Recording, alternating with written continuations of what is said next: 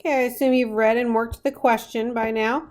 I think this question is a very straightforward, but one part is worth a lot. So if you knew what you were supposed to do, it was a high scoring question. If you didn't, it was a very low scoring. Not a lot of middle ground here. Okay, so let's start. First part A, I think is pretty easy. Let's get the solution curve through 0, 1. So here's the point 0, 1. Remember, as long as you're going with that kind of flow, that current, so it looks like it goes up like that. Down, oh, but I have an asymptote, and then back up. Something similar to that. That was 1 point, part A, 1 point. Part B, write an equation for the tangent line at 0, 1. So I already have a point. I need the slope. Well, my slope is right here. So dy dx evaluated at 0, 1 is, let's see, 3 minus 1 cosine of 0. So that give me 2 cosine of 0 is 1, so 2 is my slope.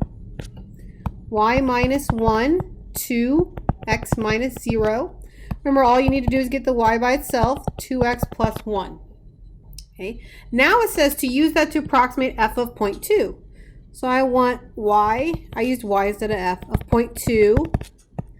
2 times 0.2 plus 1, that would give me 1.4. Boom. Part B was worth 2 points, one for the tangent line, one for the approximation. Now part C, when this is on the test, and it has been a lot, the last several years it's been on there a lot, it is feast or famine. It says find a particular solution, meaning they want you to find Y and find C using your initial condition. Okay, you have to know how to do this because it's, like I said, feast or famine here. This is a good old separation of variables problem.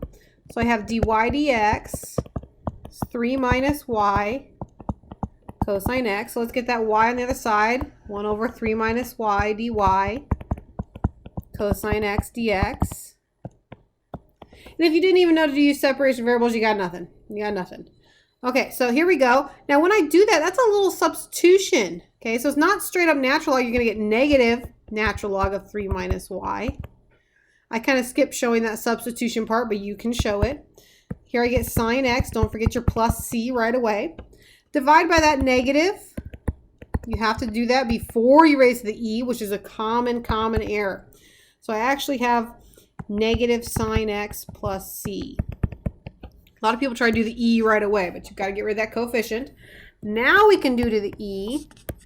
So I'm going to get rid of those absolute values because e to the anything is always positive on the other side. Now remember, that is actually e to the negative sine x times e to the c. But e to the c is always a constant. Subtract 3. Divide by a negative, which means I'm actually just going to write it in a different order then. Okay, now I have to evaluate it. I'm at the point 0, 1, so I need that to find c. So if I plug in 1, well, sine of 0 is 0, e to the 0 is 1. So I just have 3 minus c. Okay, so I have negative 2 is negative c, or c equals 2. Plug it back in. So we have y equals 3 minus 2 e to the negative sine x. Part C was worth 6 points. So when those separation of variables problems are on the AP test, and I think there will be one this year, they're always worth 5 or 6 points. So they can make or break you. Make sure you recognize those separation of variables problems.